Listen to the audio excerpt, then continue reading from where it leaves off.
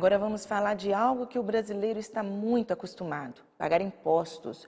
Os proprietários de carros com placa terminada em 7 devem realizar o licenciamento obrigatório de 2016 nesse mês, setembro. Ainda também nesse mês, tem início o calendário obrigatório para veículos de carga. Os donos de caminhões com final de placa 1 ou 2 devem ficar atentos. A data para conseguir o CRLV do veículo é até 30 de setembro. O serviço tem taxa única de R$ 80 para todos os tipos de veículos. A taxa pode ser paga diretamente nos caixas eletrônicos ou internet por meio do Renavan. Com R$ 11 a mais, é possível receber o documento em casa, desde que não haja débito de IPVA, seguro obrigatório e multas para licenciar o veículo. Os bancos e casas lotéricas estão credenciados para o serviço. Os Correios entregam um comprovante de licenciamento em até 7 dias úteis após a emissão do documento pelo Detran. E uma informação que chega a ser engraçada, apesar de séria. A moda do selfie pegou no mundo inteiro e junto a ela, piolhos. É isso mesmo. O ato de algumas pessoas se aproximarem para tirar a foto tem contribuído com a proliferação de piolhos nas escolas. A descoberta aconteceu na Holanda e mostrou um acréscimo do contágio em 28% nos alunos do ensino fundamental e 19% nos alunos do ensino médio. Nesse caso, as meninas são as que mais sofrem pelos cabelos longos. Publicado no último dia 29, um relatório consta que 28% de alunos do primário e 19% do que estão no ensino médio na Holanda têm piolhos. Especialistas explicam que há muitos abraços e quando fazem selfies, o cabelo de um entra em contato com os dos demais e permite a transferência dos insetos. Devido ao aumento dessa praga na cabeça das crianças e adolescentes, o Instituto sugere modificar as campanhas de prevenção e conscientização. O estudo realizado com 2.000 voluntários descobriu ainda que 3/4 das infecções acontecem no cabelo das meninas. Além disso, foi detectado que 1 de cada 10 adultos também tem piolho. Thaís Olovic, repórter setorial. E 117 trabalhadores foram demitidos da empresa bélica Avibraz, em Jacareí. E como forma de protesto, os funcionários do segundo turno deram início a uma greve. De acordo com o Sindicato dos Metalúrgicos, a empresa já havia sinalizado recentemente a intenção de demitir funcionários por causa da crise. A Avibraz informou em nota que os cortes foram em decorrência da crise econômica e das flutuações que o negócio está submetido. Mas não há previsão de mais demissões. E agora nós vamos falar do que aconteceu nessa semana, que foi marcada por um acontecimento que pode modificar a história política do Brasil, o impeachment da ex-presidente Dilma Rousseff. Em meio a toda essa mudança no cenário, cresce agora a esperança de muitos para a solução dos problemas que o Brasil enfrenta. Na entrevista de hoje, você vai acompanhar uma conversa com o economista Edson Trajano, que fala sobre as formas que uma cassação presidencial pode afetar a economia e as possibilidades de melhora também nesse setor.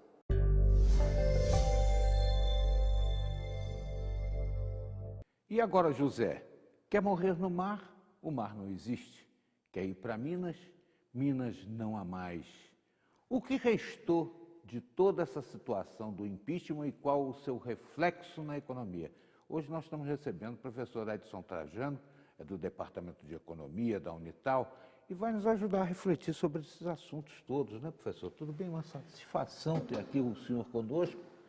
E ainda citando Drummond, no meio do caminho havia uma pedra no meio do caminho, não há mais.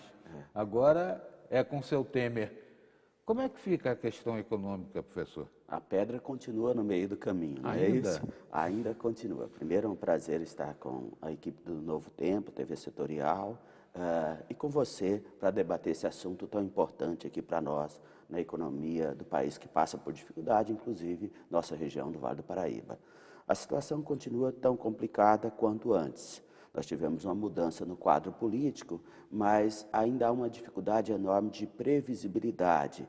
Ou seja, para que o empresário faça novos investimentos, é fundamental pensar quais os rumos da economia do país para os próximos anos.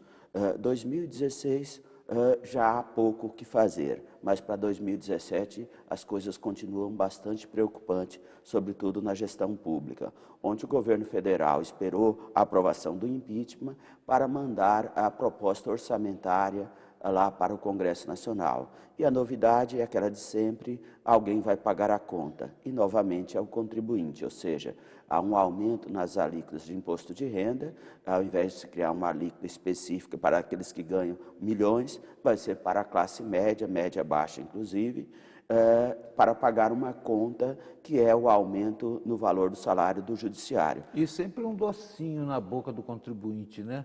A tabela do desconto em folha, né, teve uma variação que para muitos pode ser estonteante, para mim é simplesmente ridícula. De 1907 para 1993, alguma coisa assim, o limite de isenção, professor. Ou seja, na realidade, mais gente vai acabar pagando o imposto de renda nessa história e o imposto cada vez maior. Se a inflação for de 10%, a variação na tabela do imposto de renda deveria ser também dos 10%. Senão, é uma forma a mais de cobrar mais imposto de renda. Na realidade, não é só imposto de renda, vários outros impostos que vêm em cascata. O problema não é só a cobrança de imposto, e sim como vamos realizar esses gastos públicos fruto desses impostos. Eu não tenho dúvida que alguns setores do judiciário têm direito à reivindicação de ganhar mais, mas em um cenário de crise, o problema é o judiciário já tem um dos melhores salários na gestão pública brasileira. Dar um aumento para o judiciário nesse momento não é a melhor proposta para um governo que diz um governo sério. Por quê? Telespectador amigo, um ministro do Supremo que ganha em torno de 33 mil vai passar a ganhar 39 mil.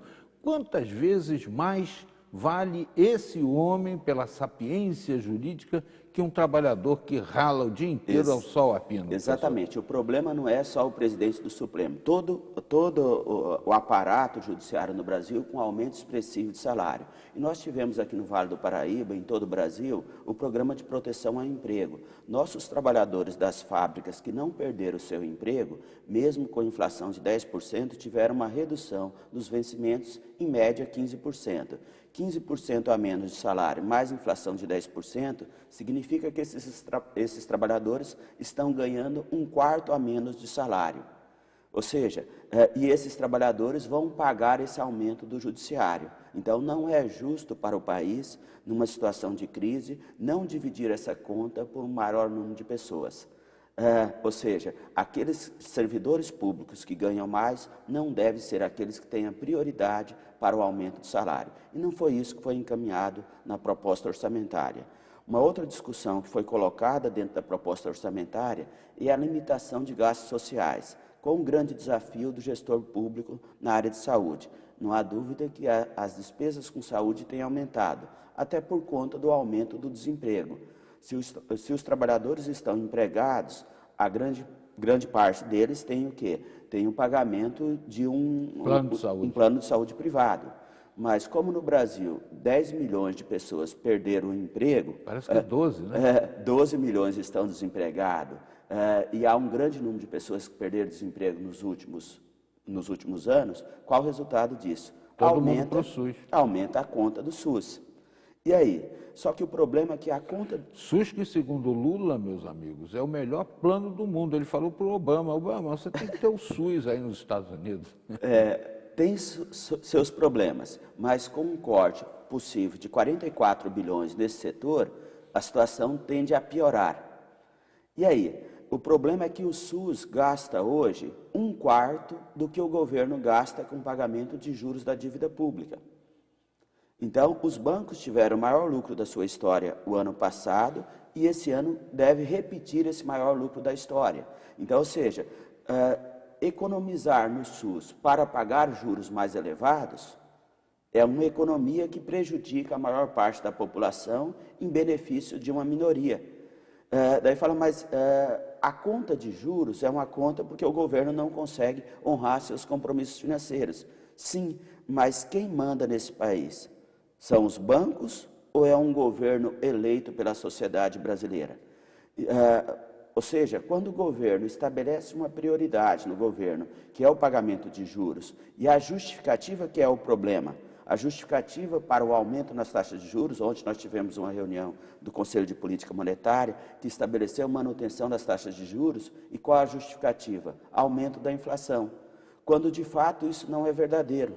Professor, analistas estão classificando aí o momento que nós estamos vivendo como um momento meio complicado.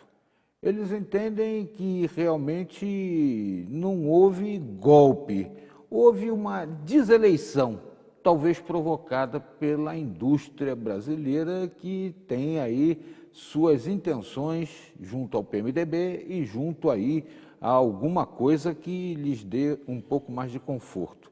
Vou pedir sua avaliação também quanto a esse tema, mas depois, no segmento aqui da nossa entrevista, o professor Edson Trajano, do Departamento de Economia da Unital, está conosco hoje, avaliando aí os dias que estão se passando após o impeachment.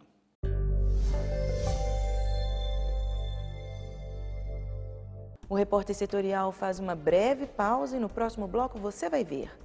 Governo dá novo prazo para saque do abono salarial.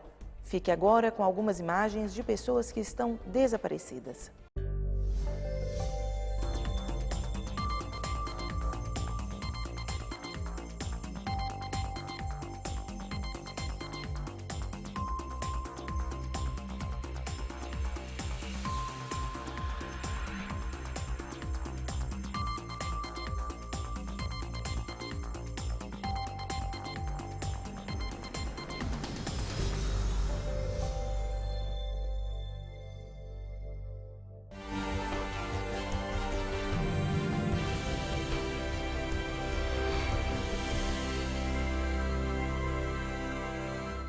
A rodovia Presidente Dutra é o caminho que liga a cidade maravilhosa à maior capital do país. E bem aqui, entre São Paulo e Rio, o nosso jornalismo registra e conta os fatos mais importantes. Equipes de reportagens de Pindamonhangaba e Jacareí, comentaristas e convidados do Vale do Paraíba, Serra da Mantiqueira e Litoral Norte se unem para levar até você mais informação de segunda a sexta, do meio-dia à 1 da tarde. Repórter Setorial, o seu jornal na TV e na internet. Precisão e mais inclusão social. Credibilidade e mais cobertura.